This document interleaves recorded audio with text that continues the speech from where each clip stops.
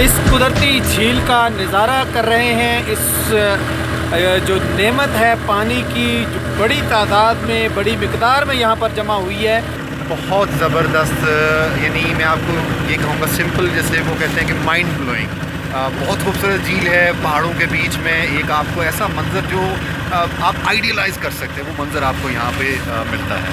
क्या कह सकते हैं इस कुदरती नज़ारे को देखकर, क्योंकि जो सोचा था वो इतना बड़ा नहीं था। जो सोचा था कि ठीक आता बात, झील कोई एक जगह होगी जहाँ पे पानी इकट्ठा हो गया और दो पहाड़ों के दरम्यान रुक गई है, लेकिन ये तो 12 किलोमीटर और साथ साथ इसके टनल बनानी पड़ी। वो भी एक अजीब सा नज़ारा है और यहाँ तो लग रहा है कि जैसे जन्नत में लोग कर रहे हैं।